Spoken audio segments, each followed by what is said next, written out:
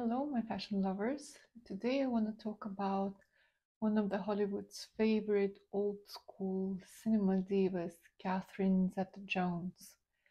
I have come across of her wearing this dress and it bothered my eyes, and apart from it being not a brunette's color and it kind of washes off her face, the skin tone, there's something about the way the pleats have been laid out on this dress that just highlighted the straightness of her body shape.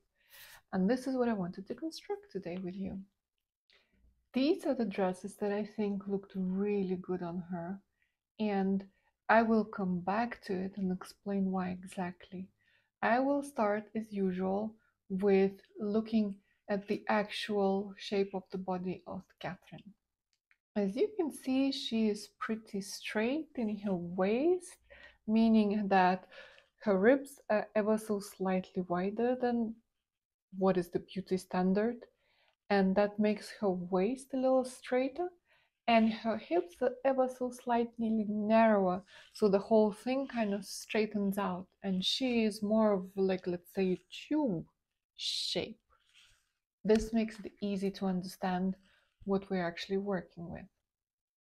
This is in no way condemning anybody's body shape. This is a study of what is the shape that is, how to work with it, and how to dress it in the most flattering way, whether it's yourself or, if you're a designer, somebody else. Back to Catherine then. So we've established she is a bit of a tube, elongated and kind of more or less even-ish all the way along. And on top of that, she has quite a bit of boobs going on.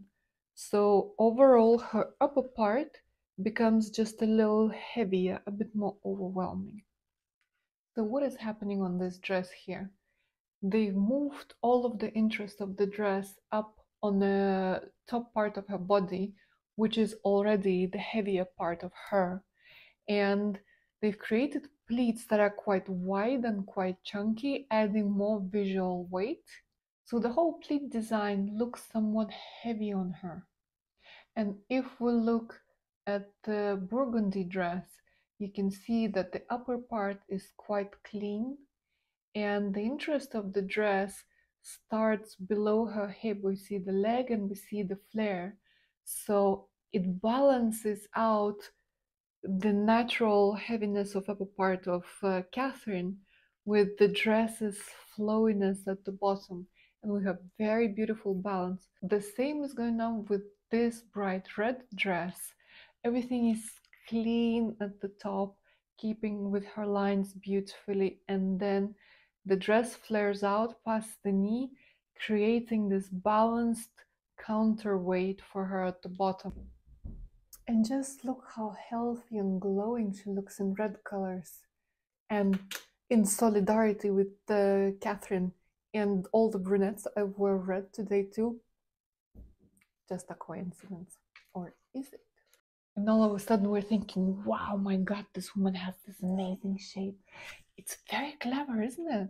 I had a giggle to myself when I saw um, the dress that designers have created for Catherine in Adam's Family, where you can see she has a beautiful V at the top as a princess line that's going down, and then she has a flare at the bottom, so we're already kind of doing two triangles meeting at the top, highlighting her waist, making the narrowest part, and on top of that they embellished the middle of the dress just to draw the waistline even slimmer visually.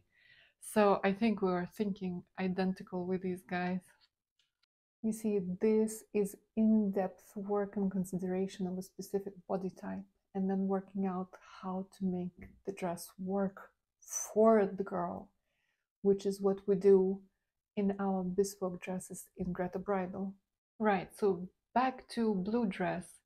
How could the pleats been laid out in a way that they would actually flatter her? Well, one challenge is this dress looks to be made out of crepe, And that is not a thin fabric, so you can't quite do fine thin pleats that are very easy to maneuver and shape how you want. These pleats have to be big, and for big pleats to look small, you need to add even bigger pleats so there is contrast between the size. I have tried to do this exercise on this dress over here and see how this worked out. What else I've done here is I have shifted from one single diagonal line, I broke it down and brought a bit more to the middle. So even with pleats, we are creating a point and triangular shapes that look more elongated rather than chop things across. And let's work on the sketch on Catherine's dress on her directly. So what are the options? Well, the first one that I can see is we can learn from both red dresses, right? Let's keep the drape on the chest and then the bodice itself, make it very, very clean. And instead of going diagonally with identical size pleats, let's break them down a little bit and resize the pleats. What do you think about this look? So in another option, what we can do is actually remove the drape on the chest and move it diagonally into the waist and meet diagonal pleat from the hip upwards. So we create different directional triangles. What do you think about this?